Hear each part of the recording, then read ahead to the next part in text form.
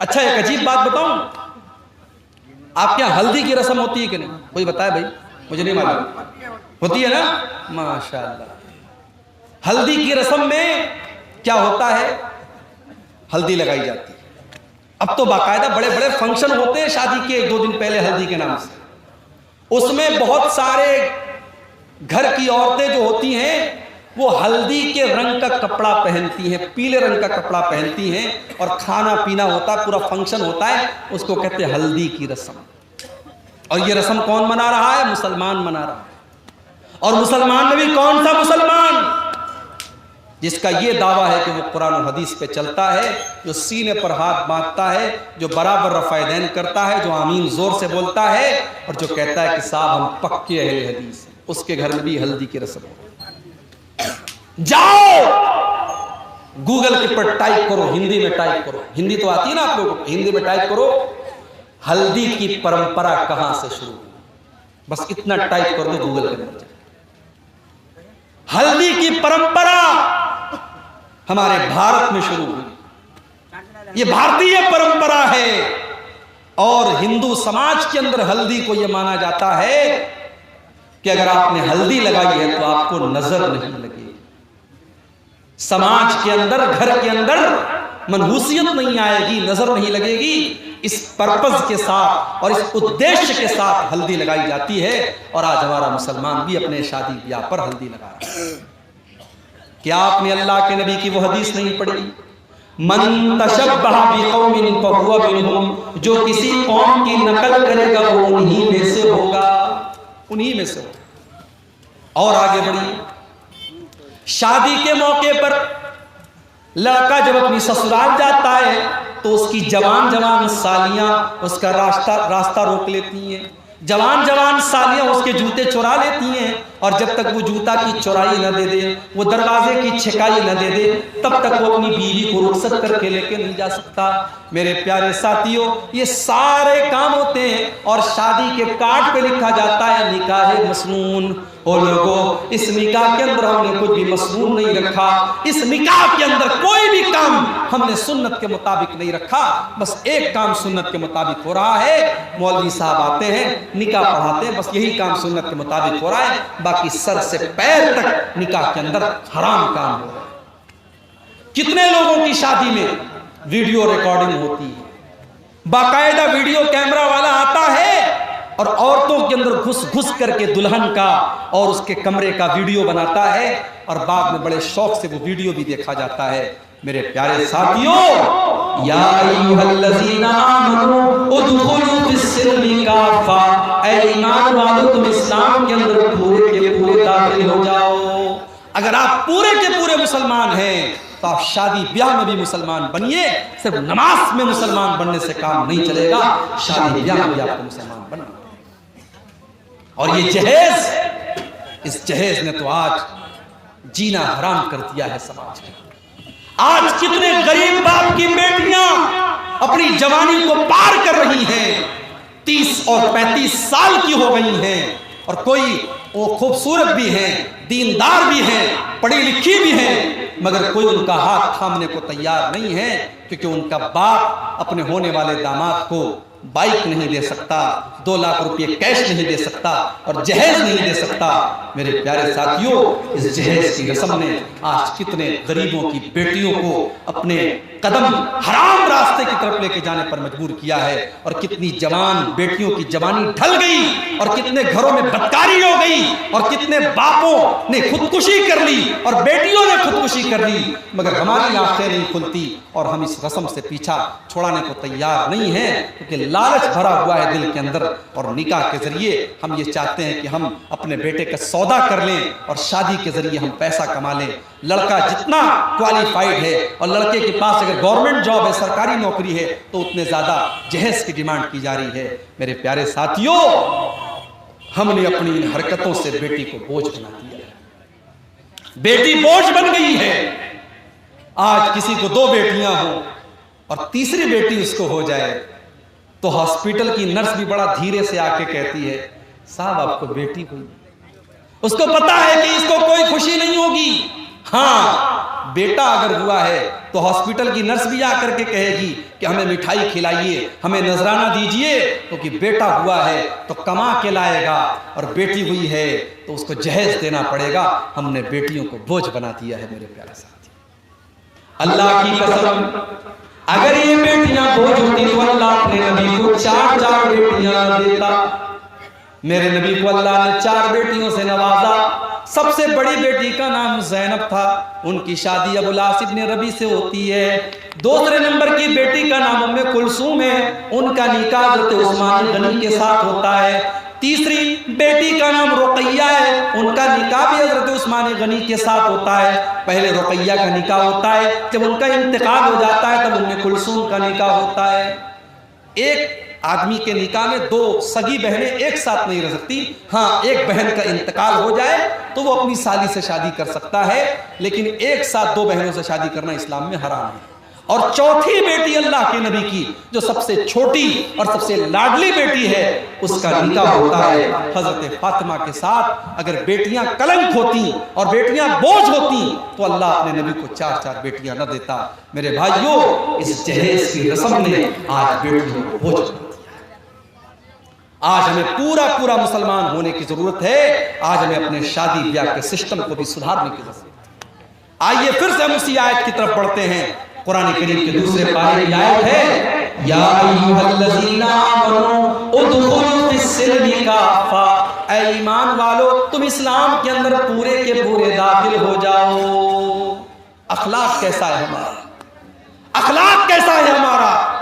لوگوں کے ساتھ ہمارا ویوہار کیسا ہے؟ لوگوں کے ساتھ ہمارا سلوک کیسا ہے؟ نمازی تو ہیں ہم 5 ٹائم، مگر ہمارا پڑوسی ہم سے پریشان ہے، گاؤں والے ہم سے پریشان ہیں، ہماری زبان سے پریشان ہیں۔ اگر آپ کا اخلاق اچھا نہیں ہے تو آپ کی نماز کل قیامت کے دن آپ کے منہ کے اوپر مار دی جائے گی۔ اللہ کے نبی فرماتے ہیں، ما من شیء یوضع فی المیزان اثقل من حسن الخلق، قیامت کے دن انسان کے نام اعمال میں سب سے وزندار چیز اگر کوئی ہوگی تو اس کے اچھے اخلاق ہوں گے۔ ہمارے نبی کا اخلاق دیکھو، ہمارے نبی کا اخلاق دیکھو۔ آپ نے کبھی اپنی ذات کے لیے کسی سے بدلہ نہیں لیا، کسی سے انتقام نہیں لیا، اپنے خون کے دشمنوں کو بھی آپ نے معاف کر دیا۔ جب مکہ فتح ہوا اور آپ کے وہ دشمن جنہوں نے نماز کی حالت میں آپ کے اوپر گندگی ڈالی تھی، جنہوں نے آپ کو مکہ سے نکالا تھا، جنہوں نے آپ کو بہت طریقے کی تکلیفیں دی تھی، آج وہ سب کے سب لائن سے کھڑے ہیں۔ اللہ کے نبی پوچھتے ہیں، بتاؤ تمہیں مجھ سے کیا امید ہے؟ سب کے سب سر جھکا کر کے کہتے ہیں، اے محمد آپ تو شریف باپ کے شریف بیٹے ہیں، آپ سے اچھی امید ہے۔ اللہ کے نبی فرماتے ہیں، جاؤ میں تم سے وہی بات کہتا ہوں جو یوسف علیہ السلام نے اپنے بھائیوں سے کہی تھی، لا تثریب علیکم اليوم، جاؤ محمد الرسول اللہ کسی سے بدلہ نہیں لیں گے، اذهبوا انتم الطلقاء، جاؤ تم سب کے سب آزاد ہو۔ یہ اخلاق اپنے اندر پیدا کرو میرے بھائی۔ آج ہمارے ملک کے حالات بھی بدل رہے ہیں، نفرت کی ہوائیں بڑی تیزی سے چل رہی ہیں۔ آپ کے بہار کی سرزمین پر ابھی حالات اچھے ہیں، بہتر ہیں، مگر دوسرے علاقوں کے حالات بہت زیادہ برے ہو رہے ہیں۔ مگر میں سمجھتا ہوں کہ نفرت کی اس آندھی کو بھی ہم روک سکتے ہیں۔ ہمارا فارمولہ وہی ہے جو ہمارے نبی کا فارمولہ تھا، اور وہ فارمولہ کیا تھا؟ ادفع باللتی ہی احسن فاذا الذی بینک وبینہ عداوۃ کانہ ولی حمیم، برائی کا بدلہ بھلائی سے دو، تمہارا کٹر دشمن بھی تمہارا جگری دوست بن جائے گا۔ میرے نبی کا حال یہ تھا کہ ظالم سے لیا ظلم کا بدلہ نہ کسی وقت، ظالم سے لیا ظلم کا بدلہ نہ کسی وقت، مارا بھی تو اخلاق کی تلوار سے مارا۔ میرے نبی نے اپنے دشمنوں سے بھی بدلہ نہیں لیا، میرے نبی نے اپنے خون کے دشمنوں کو بھی معاف کر دیا۔ اپنے اخلاق کو بہتر بناؤ میرے پیارے ساتھیوں۔ اور جب بات اخلاق کی آئی ہے تو سب سے پہلے آپ کے اخلاق آپ کی بیوی کے ساتھ کیسے ہیں، آپ کے پریوار کے ساتھ کیسے ہیں، آپ کے بچوں کے ساتھ کیسے ہیں۔ آج تو حالات یہ ہیں کہ آدمی جب صبح سویا رہتا ہے تو بچہ اسکول جاتا ہے، اور جب رات کو گھر آتا ہے تو بچہ سو چکا ہوتا ہے۔ آج ماں باپ کے پاس اپنے بچوں کے لیے ٹائم نہیں ہے، ماں الگ موبائل میں لگی ہے، باپ الگ موبائل میں لگا ہے اور بچے الگ موبائل میں لگے ہیں۔ اپنے بچوں کی تربیت کے لیے ٹائم نکالو میرے بھائی۔ مہاراشٹر کے اندر ایک جگہ ہے شولاپور۔ ایک مرتبہ شولاپور میں پروگرام میں گیا، ایک صاحب کے گھر میں گیا، بڑے اچھے آدمی تھے، نیک آدمی تھے۔ انہوں نے کہا مولوی صاحب میں رات میں جب سوتا ہوں تو سورہ ملک پڑھ کے ضرور سوتا ہوں۔ اللہ کے نبی کی حدیث ہے کہ جو رات کو سورہ ملک پڑھ کر کے سوئے گا اللہ اس کو عذاب قبر سے بچائے۔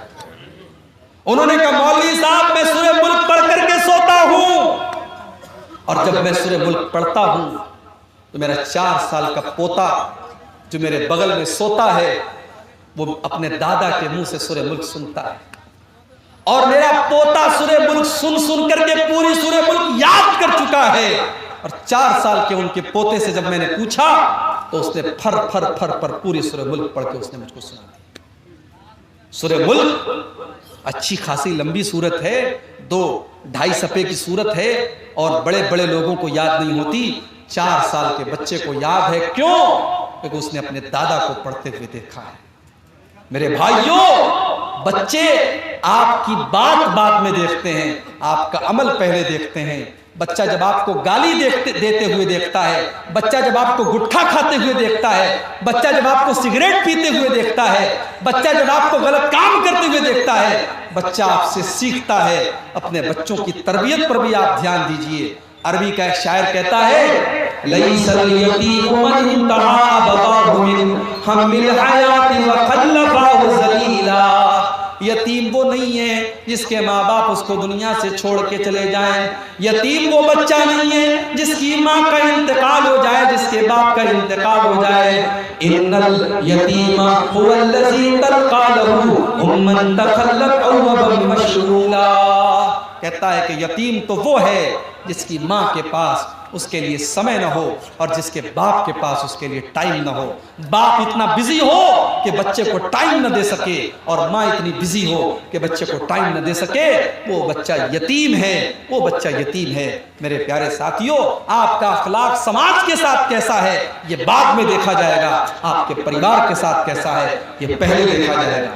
اسی لیے اللہ کے نبی فرماتے ہیں خیرکم خیرکم لأہلہ وانا خیرکم لأہلی۔ تم میں سب سے بہترین انسان وہ ہے جو اپنے پریوار کے لیے بہتر ہو، اور میں بھی تمہیں اپنے پریوار کے لیے سب سے بہتر ہوں۔ اللہ کے نبی اپنی بیویوں سے ہنسی مذاق بھی کرتے تھے۔ سفر میں آپ جا رہے ہیں، آپ کی عادت تھی آپ سفر میں قرآن اندازی کرتے تھے، جس بیوی کا نام آتا تھا اس بیوی کو سفر میں لے کر کے جاتے تھے۔ اما عائشہ کو لے کر کے آپ سفر میں جا رہے ہیں، راستے میں آپ نے صحابہ سے کہا کہ تم لوگ تھوڑا آگے بڑھ جاؤ۔ جب صحابہ آگے بڑھ گئے تھوڑا سناٹا ہو گیا۔ اللہ کے نبی نے حضرت عائشہ سے کہا اے عائشہ تعالی اسابقکی، اے عائشہ آ جاؤ، ہم دونوں دوڑ کا مقابلہ کرتے ہیں، ہم دونوں ریس کرتے ہیں، دیکھتے ہیں کہ کون آگے بڑھتا ہے کون پیچھے رہ جاتا ہے۔ اس سے ایک سبق یہ بھی ملا کہ جب بیوی کے ساتھ آپ رومانس کریں تو اکیلے میں کریں، بیوی کے ساتھ ہنسی مذاق کریں تو اکیلے میں کریں۔ بیوی کے ساتھ ہنسی مذاق اور رومانس یہ پبلک پلیس میں نہیں کیا جاتا، اکیلے میں کیا جاتا۔ صحابہ جب آگے نکل گئے اور سناٹا ہو گیا، اللہ کے نبی نے کہا عائشہ چلو ہم دونوں دوڑ کا مقابلہ کرتے ہیں۔ اللہ کے نبی دوڑنے لگے، اما عائشہ بھی دوڑنے لگی۔ اما عائشہ فرماتی ہے میری نئی نئی شادی ہوئی تھی، میرا بدن ہلکا تھا، میں دبلی پتلی تھی، میں جب دوڑنے لگی تو میں آگے نکل گئی اور اللہ کے نبی مجھ سے پیچھے رہ گئے۔ میں زور زور سے ہنسنے لگی اور اللہ کے نبی کو میں چڑھانے لگی کہ دیکھیے میں تو آپ سے آگے نکل گئی۔ اللہ کے پیارے نبی خاموش ہو گئے، کچھ نہیں کہا آپ نے، کچھ نہیں کہا آپ نے، کوئی بات نہیں، ٹھیک ہے۔ کچھ دنوں کے بعد ایک دوسرا سفر تھا اور اتفاق سے اس سفر میں بھی اما عائشہ آپ کے ساتھ میں تھی، اور آپ نے ایک جگہ موقع دیکھا، آپ نے صحابہ سے کہا تم لوگ تھوڑا آگے بڑھ جاؤ۔ صحابہ آگے بڑھ گئے، آپ نے فرمایا کہ اے عائشہ آ جاؤ، بہت دن ہو گئے، ہم دونوں دوڑ کا مقابلہ کرتے ہیں۔ اما عائشہ فرماتی ہیں اب کی مرتبہ جب میں دوڑنے لگی فلما بدنت، تو اب میں تھوڑی موٹی ہو گئی تھی، میں تھوڑی موٹی ہو گئی تھی، میرا بدن تھوڑا موٹا ہو گیا تھا، اب میں دوڑنے میں وہ اسپیڈ نہیں تھی جو پہلے تھی میرے اندر۔ اس سے ایک سبق یہ بھی ملا، جب آپ شادی کر کے اپنی بیوی کو لائیں تو اتنا پیار کریں، اتنی محبت کریں، اس کو اتنا ٹائم دیں، اس کے شوق اور ارمان کو اتنا پورا کریں کہ اس کی تندرستی اچھی ہو جائے، اس کی ہیلتھ اچھی ہو جائے۔ یہ کوئی اچھی بات نہیں ہے کہ آپ اپنی بیوی کو شادی کر کے لائیں اور اتنا کھٹا دیں کہ بیچاری کا وزن اور گھٹ جائے۔ نہیں، اس کو اتنی محبت دو، اتنا پیار دو کہ اس کا وزن بڑھ جائے اور اس کے جو ہے اس کو اور خوشحالی اس کو نصیب ہو۔ اللہ کے نبی نے حضرت عائشہ کو اتنی محبت دی اور اتنا خوش رکھا کہ وہ کہتی ہے میں موٹی ہو گئی تھی، اور اب کی مرتبہ جب میں دوڑنے لگی تو اس مرتبہ اللہ کے نبی آگے بڑھ گئے اور میں پیچھے رہ گئی۔ اللہ کے نبی مسکرانے لگے اور آپ نے فرمایا ہاذی بتلکا، اے عائشہ آج میں نے اس دن کا بدلہ لے لیا، اس دن تم آگے نکل گئی، آج میں آگے نکل گیا۔ یہ تھی اللہ کے نبی کی میریٹل لائف، آپ کی ویواہک زندگی، آپ کی شادی شدہ زندگی۔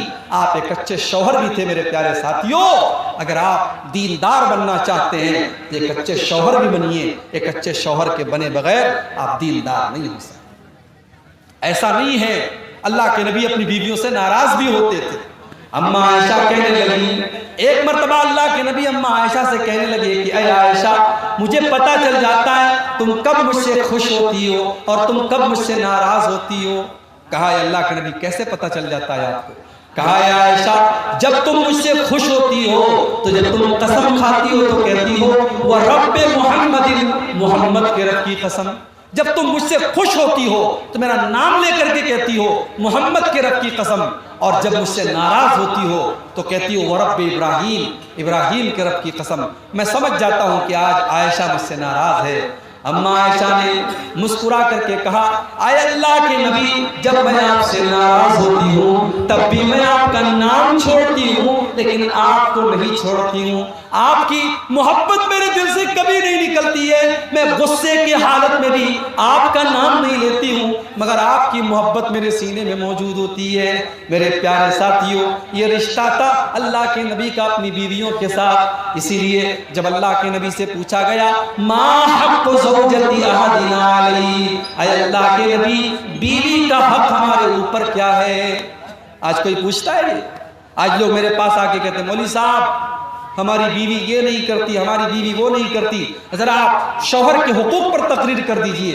آج ایسے شوہر تو ملیں گے جو اپنے حقوق کے بارے میں پوچھیں گے، مگر یہاں بیوی کا حق کیا ہے ہمارے اوپر؟ یہ آ کر کے پوچھا صحابی نے، اے اللہ کے نبی بیوی کا حق ہمارے اوپر کیا ہے، ذرا آپ بتا دیجئے۔ اللہ کے نبی نے فرمایا ان تطعمها اذا طعمت وتكسوها اذا اكتسيت ولا تضرب الوجه ولا تقبح ولا تهجر الا في البيت۔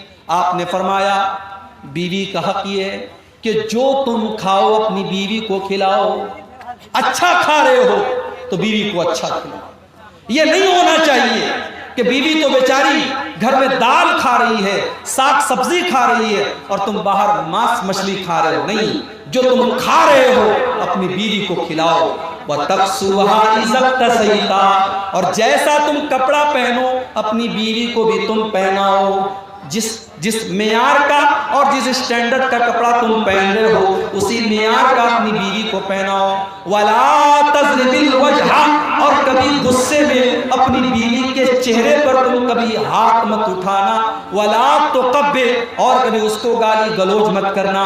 وَلَا تَهْجُرْ إِلَّا فِي الْبَيْتِ، اور اگر بیوی سے غصہ ہو جاؤ، ناراضگی ہو جائے تو کبھی اس کو گھر کے باہر مت نکالو، گھر کے اندر کا معاملہ گھر کے اندر سلٹا لیا کرو، گھر کے اندر حل کر لیا کرو۔ یہ بیوی کا حق ہے شوہر کے اوپر۔ لیکن میری پیاری ماں و بہنوں، کچھ حق آپ کے اوپر بھی ہے شوہر کا، میں چاہتا ہوں کہ اس کو بھی آپ کے سامنے بتا دوں۔ اللہ کے نبی سے پوچھا گیا ای النساء خیر، اے اللہ کے نبی کون سی عورت سب سے اچھی ہے؟ آپ نے فرمایا التی تسرہ اذا نظر، جب شوہر دیکھے تو خوش ہو جائے۔ جلسے میں جا رہی ہے، سج کے جا رہی ہے، سنور کے جا رہی ہے، میک اپ کر کے جا رہی ہے، خوشبو لگا کے جا رہی ہے، جبکہ جلسے میں خوشبو لگا کر کے سج کر کے سنور کر کے جانا حرام ہے، حرام ہے۔ جب اسلام کی یہ تعلیم ہے کہ بیوی اور عورت اپنے پائل کی آواز کو بھی غیر مردوں تک نہ پہنچائے تو عورت کا خوشبو لگا کر کے جلسے اور تقریر میں جانا جائز کیسے ہو جائے گا؟ میری پیاری ماں بہنوں، اگر آپ شادی شدہ ہیں تو آپ کی زیب و زینت کا حقدار آپ کا شوہر ہے۔ آپ اپنے آپ کو مینٹین کر کے رکھیے، اپنے آپ کو مزین کر کے رکھیے، سجا کر کے رکھیے، سنوار کر کے رکھیے، آپ کا شوہر آپ کو دیکھے تو خوش ہو جائے۔ اس کے بعد فرمایا وَتُطِيعُهُ إِذَا، جب شوہر دیکھے تو خوش ہو جائے، اور جب شوہر کسی بات کا حکم دے تو بیوی اس کی بات مانے۔ آج کل کی بیویاں منواتی زیادہ ہیں اور مانتی کم ہیں۔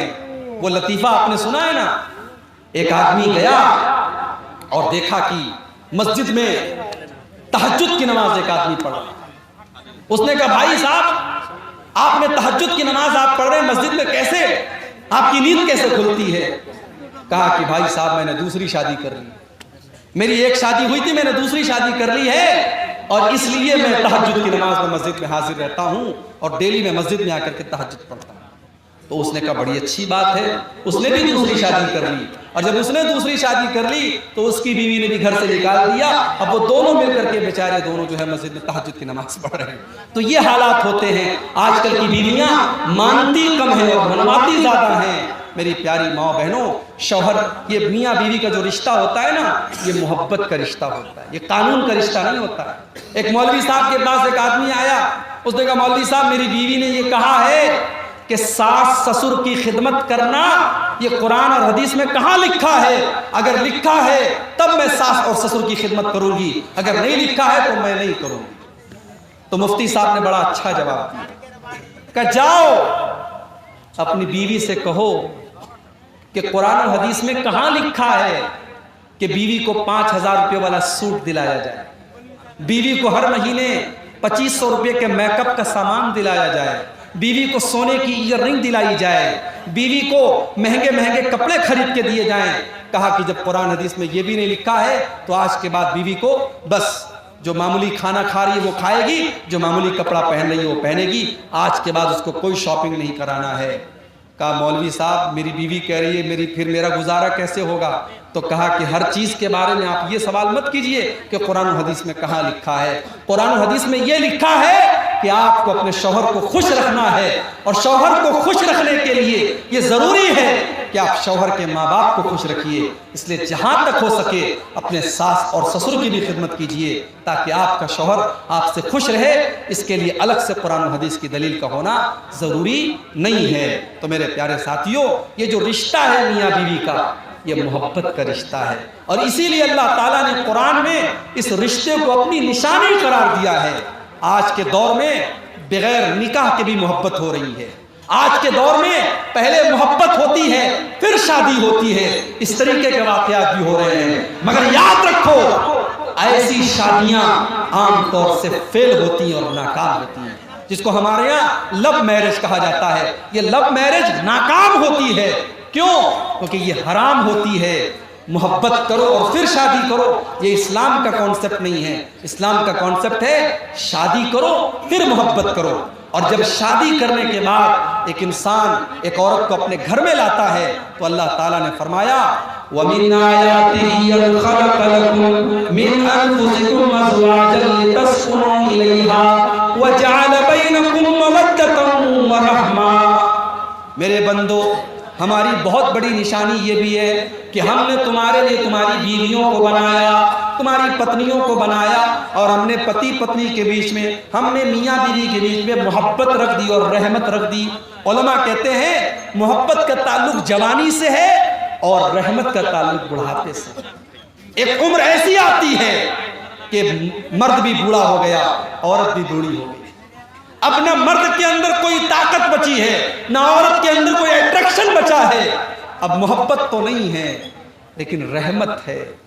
بوڑھے کو بڑھیا کے ذریعے اور بڑھیا کو بوڑھے کے ذریعے بڑی طاقت ملتی ہے، وہ دونوں ایک دوسرے کے لیے رحمت ہوتے ہیں۔ اسی لیے بڑھاپے میں اگر کوئی کسی کا جوڑا ختم ہو جائے، کسی کی بیوی کا انتقال ہو جائے تو اس کو بڑی تکلیف ہوتی ہے۔ تو اللہ نے کہا کہ اس رشتے میں ہم نے محبت بھی پیدا کی ہے اور رحمت بھی پیدا کی ہے۔ اور ہم نے تمہاری بیویوں کو اس لیے بنایا ہے تاکہ تم ان سے سکون حاصل کرو۔ تو میاں بیوی کے رشتے کو اللہ نے سکون کا ذریعہ بنایا ہے، اس لیے شوہر کو بیوی کے ذریعے سکون ملے اور بیوی کو شوہر کے ذریعے سکون ملے۔ اسی لیے اللہ نے قرآن میں فرمایا ہن لباس لکم وانتم لباس لہن، شوہر اپنی بیوی کے لیے لباس ہے اور بیوی اپنے شوہر کے لیے لباس ہے۔ یہ شیروانی میں نے پہنی ہے، دسمبر کا مہینہ ہے اس لیے شیروانی پہنی ہے، اگر یہ جلسہ مارچ اور اپریل میں ہوتا تو شاید میں شیروانی نہ پہنتا۔ آدمی موسم کے حساب سے کپڑے پہنتا ہے۔ مرد عورت کے لیے لباس ہے، عورت مرد کے لیے لباس ہے۔ کیا مطلب یہ ہے کہ بیوی شوہر کو زمانے کی مصیبتوں سے بچاتی ہے، زمانے کے فتنوں سے بچاتی ہے۔ جس کی شادی ہو جاتی ہے اس کی نظریں محفوظ ہو جاتی ہیں، اس کی شرمگاہ محفوظ ہو جاتی ہے، اور شوہر اپنی بیوی کو زمانے کی نظروں سے بچاتا ہے۔ دونوں ایک دوسرے کے لیے لباس ہیں۔ تو میرے بھائیوں، اس رشتے کو محبت سے حل کیجئے، ایک اچھے شوہر بنیے۔ اور اپنی ماں اور بہنوں سے کہوں گا، اگر آپ کی شادی ہوئی ہے تو ایک اچھی بیوی بنیے، اگر آپ کے بچے ہیں تو ایک اچھی ماں بنیے۔ اور پھر سے میں ریپیٹ کرتا ہوں اسی آیت کو جو میں نے خطبے کے شروع میں پڑھی تھی، یا ایھا الذین آمنوا ادخلوا فی السلم کافہ، اے ایمان والو اسلام کے اندر پورے کے پورے داخل ہو جاؤ۔